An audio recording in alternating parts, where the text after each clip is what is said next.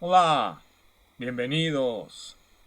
De nueva cuenta estoy aquí en mi cuartucho con libros y quiero hablar sobre varios temas que suelen ser recurrentes en este canal. En este caso quiero hablar de cálculo de variaciones, teoría electromagnética y geometría diferencial. Por lo regular, generalmente no pensamos que lo que subyace a la mayor parte de las teorías físicas clásicas, y me abstendré de extender estos comentarios a las teorías cuánticas, más por desconocimiento que por otra cosa, lo que subyace a la mayoría de las teorías clásicas, más a todas las teorías clásicas de la física, es la geometría diferencial. Y la geometría diferencial aparece en ocasiones en estas teorías físicas de una manera un tanto extravagante a través de lo que se denomina cálculo de variaciones. Y el cálculo de variaciones aparece en la física porque es el paso intermedio en la formulación hamiltoniana de la mecánica y de la electrodinámica también. Entonces tenemos todos estos tópicos entremezclados, unos sobrepuestos a los otros, y la mayor parte de las veces se enfatiza uno u otro, pero se deja de lado que en general están o pueden estar todos unificados en una consideración fundamental de las ecuaciones del movimiento, que es su covariancia, que es distinta a la invariancia. Esto es un punto muy técnico, pero quizá valga la pena establecer la diferencia. La invariancia es que las cosas queden exactamente como estaban. La covariancia es que queden casi como estaban. Y esta es una descripción, si bien un tanto metafórica, o más bien completamente metafórica, no por ello los elementos fundamentales de las descripciones covariantes e invariantes están ahí. Si lo vemos en la terminología de los tensores, podemos decir que un invariante ante una transformación es un tensor de orden cero, una función que se transforma como un escalar, que es la misma en todos los sistemas de referencia, por decirlo así, en todas las cubiertas coordenadas, en todas las variedades. En cambio, la covariancia significa que se transforman como tensores de orden 1, 2, 3, 4, de cualquier orden. Esa sería la única diferencia. La invariancia es no otra cosa que tensores de orden 0, ¿va? Funciones que se transforman como escalares. Bien, entonces esa idea básica, la idea de la invariancia de las ecuaciones del movimiento, es también la base de las metodologías de los grupos de Lie para resolver las ecuaciones diferenciales por métodos exactos.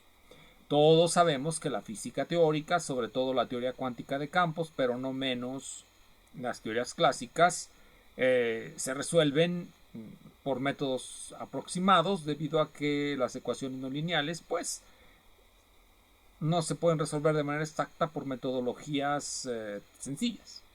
Pero por los métodos de los grupos de Lie sí se pueden resolver en ocasiones, aunque no son metodologías sencillas, son muy complicadas. Pero no quiero hablar de los grupos de Lie en esta ocasión, como ya dije. Quiero hablar de esa mezcla, de esa superposición,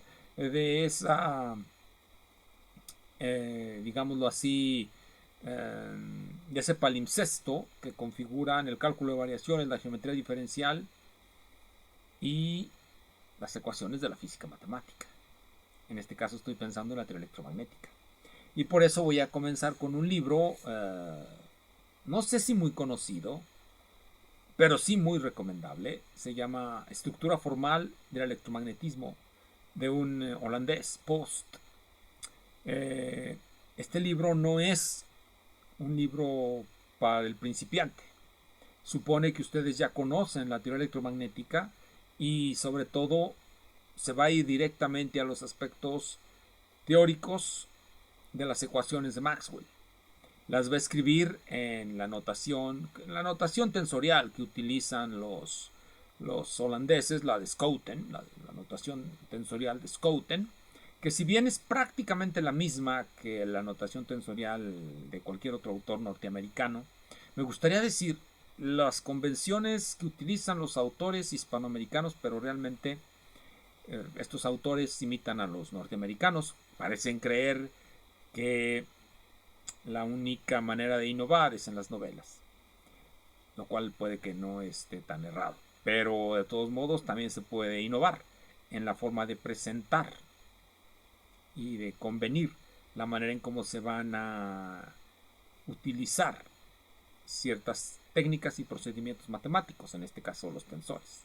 En particular, Post utiliza la metodología de los holandeses, que explica muy bien Schouten en su libro homónimo de Tensor Calculus for Physicists, y en forma más elegante y muchísimo más extensa en un libro que se llama Cálculo de Ricci. Creo que ese no lo he presentado, pero lo presentaré en algún momento, por ahí lo tengo. En este momento me quiero limitar al tema y a los libros aledaños a lo que ya mencioné. En este caso, teoría electromagnética. La mecánica he presentado suficientes como para que puedan ver cualquier video y encontrarán en esos libros de mecánica más o menos lo que voy a comentar sobre la teoría electromagnética. Recordemos, ya mencioné que la idea básica que va a conectar estas ideas es la de la covariancia de las ecuaciones del movimiento. La covariancia de las ecuaciones del movimiento nos indica que éstas se escriben de la misma manera en todos los sistemas de referencia. En el caso de la mecánica, las ecuaciones de Lagrange, por supuesto, gozan de esa covariancia ante transformaciones de coordenadas o transformaciones de punto. En el sistema hamiltoniano, las transformaciones de punto, uno puede decir, bueno, pues se ven iguales. Se ven iguales las transformaciones de punto del formalismo de las ecuaciones de Lagrange que las transformaciones canónicas de las ecuaciones de Hamilton, pero nomás se ven, es que a veces no les explican la diferencia. Es que en el caso de las ecuaciones de Hamilton, los momentos canónicos pues corresponden a las cotangentes de la variedad, y cuando se transforman, por eso precisamente se llaman transformaciones de contacto, lo que preservan son los contactos, es decir, las normales y tangentes a un punto. Las transformaciones de punto de la dinámica de Lagrange no necesariamente preservan esas características, que son en el caso de las tangentes intrínsecas y en el caso de las normales extrínsecas. Pero bueno, estaba con la estructura formal del electromagnetismo de Post. Como ya dije, va a discutir esos aspectos, por eso se llama estructura formal, y él por estructura formal va a entender la covariancia de las ecuaciones del movimiento. Son las mismas en todos los sistemas coordenados, es decir, en todas las cubiertas de las variedades que se utilicen para describir la mecánica, para establecer los estados del sistema. Este libro, Covariancia General y Electromagnetismo, puede utilizarse como prolegómeno para discutir lo que son las ecuaciones de Maxwell en variedades riemannianas y lo que podemos denominar las ecuaciones de Maxwell en las geometrías no euclídeas. Generalmente, por lo regular, cuando ven teoría electromagnética, la ven generalmente en el vacío, y en el vacío el tensor que caracteriza al vacío no aparece, porque se vuelve trivial. Pero cuando no estamos en un medio como el vacío, sino que el medio en el que se difunde, en el que tiene lugar la propagación del campo electromagnético, lo afecta.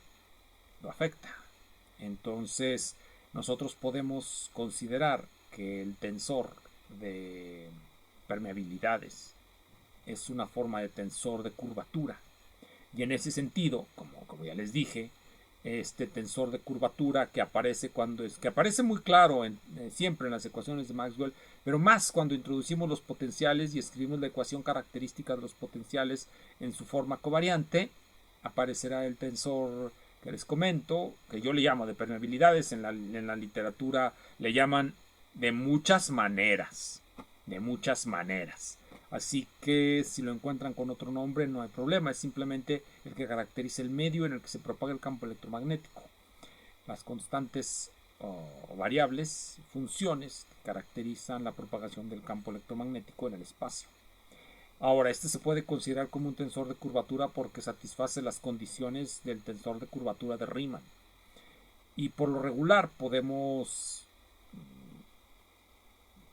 utilizar este tensor en forma general para caracterizar el vacío o éter. Y eso es precisamente lo que va a hacer Post en este libro. De hecho, nos va a dar una idea muy clara de lo superfluo que resulta sustituir las derivadas normales por las covariantes en un intento por hacer covariantes las ecuaciones Maxwell. Las ecuaciones Maxwell ya son covariantes cuando se escriben en la forma correcta. Entonces, eso es lo que les voy a enseñar este libro de Post. Por supuesto, aquí comenté la idea de la invariancia, pero la idea de invariancia de las ecuaciones del movimiento también aparece cuando las escribimos como un principio variacional. Esa es la gran novedad de los principios variacionales cuando se introducen, que logran hacernos ver de manera, bueno, prácticamente se ve, pues es que si la integral es la misma, si la variación es la misma, entonces pues las ecuaciones han de ser la misma en cualquier sistema de referencia. Bueno, eso se ve y entonces creo que este libro, no sé si ya se los recomendé, creo que no, pero si fue así, de todos modos, este cálculo de variaciones no es el de Fox, es el de Helfand y Fomin. Helfand y Fomin. Les voy a recomendar de rusos, ya, pero no de la Mir. Creo que este está en la Mir también, no sé. No lo tengo en la Mir, lo tengo en esta edición. Que es cálculo de variaciones de Helfand y Fomin. Todo cálculo de variaciones va a terminar en el formalismo hamiltoniano. Todo cálculo de variaciones va a terminar ahí. Y lo interesante, como he dicho muchas veces, es que en los libros de cálculo de variaciones la teoría de Hamilton-Jacobi se preserva tal como se construyó históricamente. ¿Por qué? Bueno, porque el objeto principal de la discusión no es otro que la función principal de Hamilton. Y esa satisface precisamente la ecuación de Hamilton-Jacobi. Ahora, este libro, como el siguiente que voy a recomendar, va más allá de lo que suele aparecer en los textos de mecánica como necesario para comprender los principios variacionales de la mecánica. Y también va más allá de lo que aparece en los libros de teoría cuántica de campos. ¿Qué es lo que no aparece en esos libros de teoría cuántica de campos? Sí, yo sé que aparece mucha nomenclatura novedosa como el determinante de Helfand, el determinante de Faddeev-Popov y cosas por el estilo, la integral de contorno de Feynman, etc. Pero nunca aparecen las condiciones suficientes, las condiciones necesarias, perdón, para máximos o para mínimos en un problema variacional. Generalmente se quedan con las condiciones suficientes. La primera variación debe ser nula como condición suficiente. Como condición necesaria, pero esa no es condición suficiente. En esto se discuten las condiciones suficientes, la segunda variación y el criterio de Legendre, la función de Weierstrass-Erdmann, la famosa demostración de la continuidad de los momentos canónicos a lo largo de las esquinas puntiagudas, los momentos canónicos, y eso es lo fundamental. Esto nos demuestra la fundamental diferencia entre el formalismo, las ideas hamiltonianas y las ideas lagrangianas, el por qué hay una mayor generalidad, pero no se explica a veces. El momento canónico se mantiene continuo a lo largo de los picos. Algunos dirán, ¿y qué trivialidad? Bueno, dejémoslos ahí. Cálculo de variaciones, este sí contiene, como ya les dije, las condiciones suficientes de máximos y desarrolla algo que es muy común en todos los libros rusos, que es el desarrollo de los métodos directos en el cálculo de variaciones. Los métodos directos en el cálculo de variaciones, esta edición de Helfand y Fomin, cálculo de variaciones, está por la Prentice Hall. Prentice Hall es la edición de 1963, hay que decirlo, cálculo de variaciones. Prentice Hall, 1963. Este señor tradujo casi todo esto, esa línea de libros. Es una línea de libros que aparece en inglés con autores rusos. Este es el de cálculo de variaciones. Están los famosos que también creo que aparecen en español en la mía. Pero este no lo he visto. Yo supongo que sí está. Hay uno de cálculo de variaciones y ecuaciones diferenciales, pero no es este. Bueno, cálculo de variaciones de Gelfand y Frommel.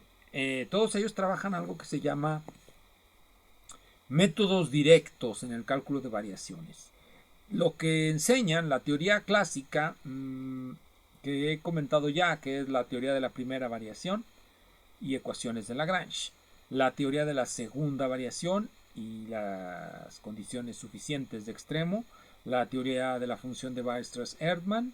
La teoría de la función de Hamilton-Jacobi. La teoría de los campos geodésicos o campos extremales. Todo eso es la teoría clásica. La teoría que desarrollaron los italianos, en particular Leonida Tonelli. Y aquí quiero manifestar mi tristeza, porque hace muchos años compré el libro de Leonida Tonelli, Cálculo de variaciones, en una edición italiana muy buena.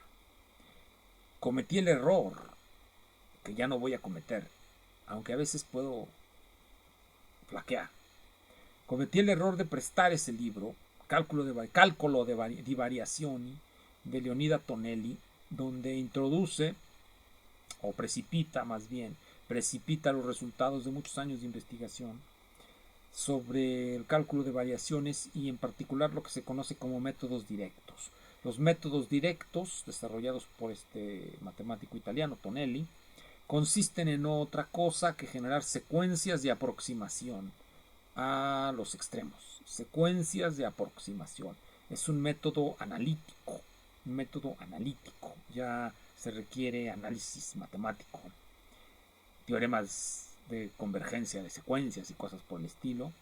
Pero en estos libros, en este libro y en el siguiente que voy a presentar, hay desarrollos muy elementales de esa técnica. El otro que voy a presentar, este me gustó mucho cuando lo vi, pero tiene casi el mismo contenido que el de Gelfand y Frommel, casi el mismo. Casi diría uno, se copian estos rusos. Este es el cálculo de variaciones de Agieser. Este es muy conocido por sus tratados de física estadística. Pero aquí tenemos un tratado de cálculo de variaciones de Agieser. Este es por la editorial Blaisdell, y aparece en 1962, Blaisdell Publishing Company. También va a traer una introducción muy interesante de 40 páginas a los métodos directos en el cálculo de variaciones. En esta parte última, el último capítulo, métodos directos en el cálculo de variaciones de Agieser. Cuando comparamos uno y otro, que eso es algo que pues quizás sea mala idea para muchos, pero pues a mí me parece interesante hacer la comparación, por eso dije, así me parece que tienen casi el mismo contenido. Hay variaciones en el énfasis, algunos enfatizan más una cosa que otros, algunos utilizan más el álgebra lineal que otros, pero en general más o menos mantienen el mismo conjunto de temas. Este o el otro van a tener más o menos el mismo contenido, pero yo prefiero este. Pero eso ya es una cuestión de subjetividad, más o menos el mismo contenido. Pero he prometido unos de geometría diferencial. Vamos a pasar entonces a la geometría diferencial. ¿Dónde empieza la geometría diferencial y dónde acaba el cálculo de variaciones? Bueno, la geometría diferencial empieza con la forma métrica fundamental, la primera forma fundamental del cálculo de la geometría diferencial, la primera forma fundamental, que es una forma intrínseca. Luego viene la segunda forma fundamental, que esa sí es una forma extrínseca, ya que concibe o considera el campo de normales. Pero la primera forma fundamental no es otra cosa que la función de Lagrange para una partícula libre. Y es más, incluso una partícula que está sujeta a un campo de fuerzas es conforme, la idea de conforme, es conforme a la métrica de una partícula libre. Hay una transformación conforme que las relaciona. Cosas técnicas, ¿no? Bueno, primero que les voy a recomendar de geometría diferencial es uno que es, pues, general de geometría diferencial. Se llama Variedades y Geometría Diferencial. Variedades y Geometría Diferencial de Jeffrey Lee. Jeffrey Lee. Variedades y Geometría Diferencial. Este libro va a empezar con variedades diferenciables. La idea de variedad diferenciable no es nueva. No es nueva, ya es vieja. Ya se encuentra en Birkhoff y ya se encuentra a finales del siglo XIX la idea de variedad. La idea de variedad es simplemente concebir la superficie como una sucesión de imágenes de parches. De imágenes de parches. La variedad se construye como uniendo parches. Creo que ya alguna vez lo dije. Unimos un parche aquí, aquí unimos este parche, luego acá otro, y ya formamos una esfera. ¿Cómo se ven esos parches? Lo más sencillo. Una circunferencia en la ecuación típica en coordenadas cartesianas en su forma implícita. Escríbanla en forma explícita. Cuando la escriben en forma explícita aparecen las dos ramas. ¿Cómo aparecen las dos ramas? Bueno, pues porque sacan una raíz cuadrada y tiene dos signos.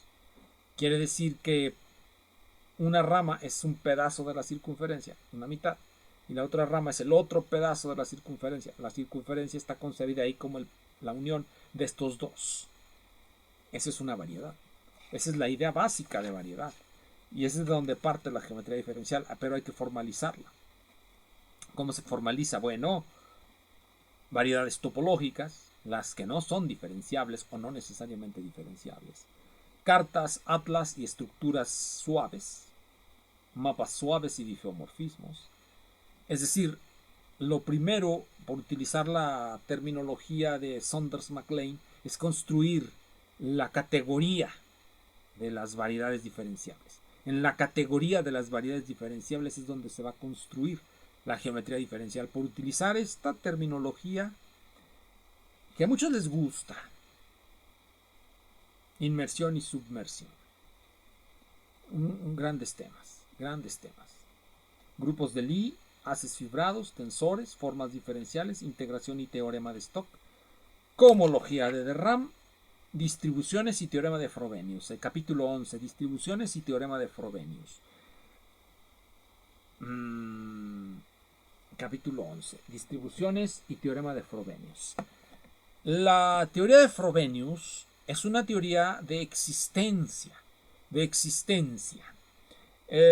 Funciona cuando se aplica como un sucedáneo de los teoremas de existencia de las ecuaciones diferenciales. En este caso, no siempre, porque no siempre podemos interpretar una ecuación diferencial como nos gustaría, pero siempre que podemos encontrar soluciones a una ecuación diferencial, estas soluciones siempre se puede demostrar su existencia con el teorema de Frobenius. Es un teorema que nos permite hacer demostraciones de existencia de una manera algebraica, porque lo que nos dice es que una variedad existe sí y solo sí sus campos vectoriales tangentes forman un álgebra de Lie. Es un criterio algebraico muy fácil. En alguna ocasión, en algunos videos que tengo por ahí, donde he hablado de mi infinita soberbia, de mi infinita vanidad, cuando menciono un artículo en el que en alguna ocasión tuve una idea.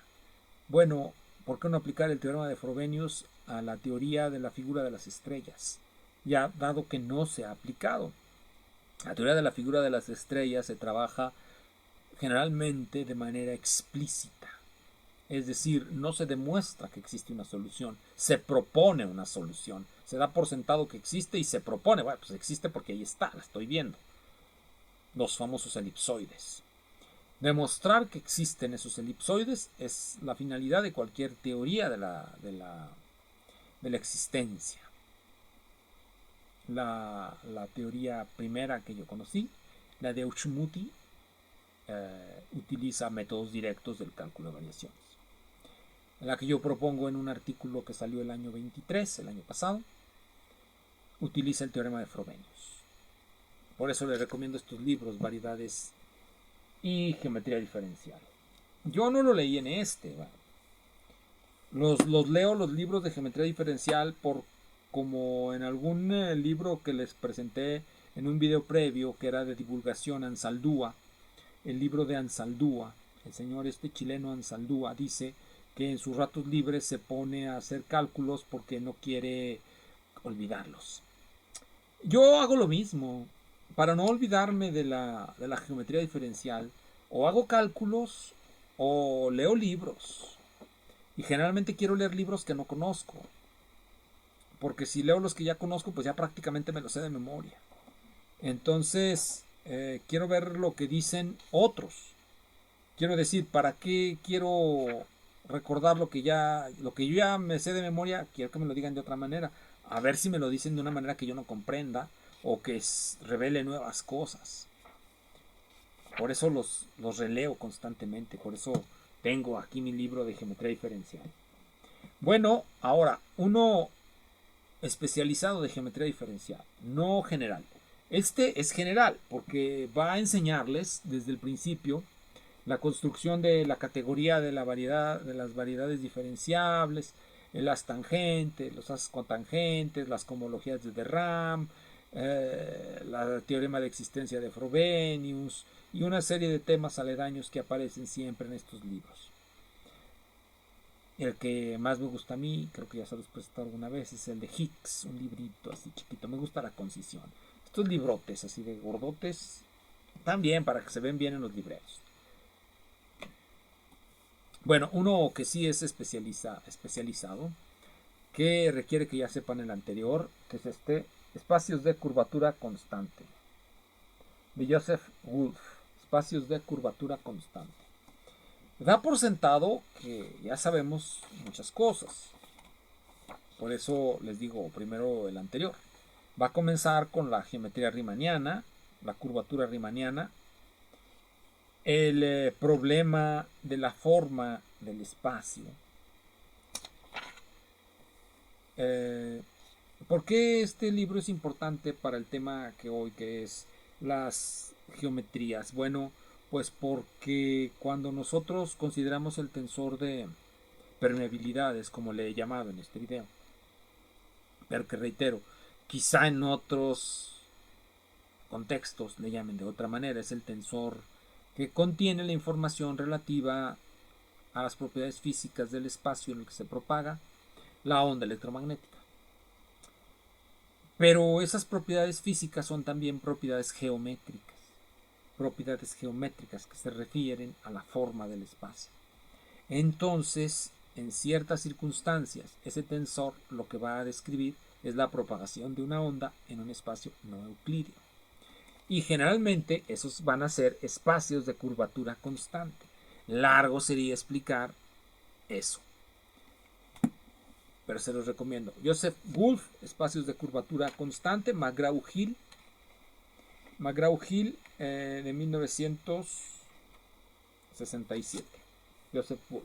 Este otro, variedades y geometría diferencial, es de la American Mathematical Society. Nada más, la American Mathematical Society hace libros tan horribles. Muchas gracias, nos vemos en el siguiente.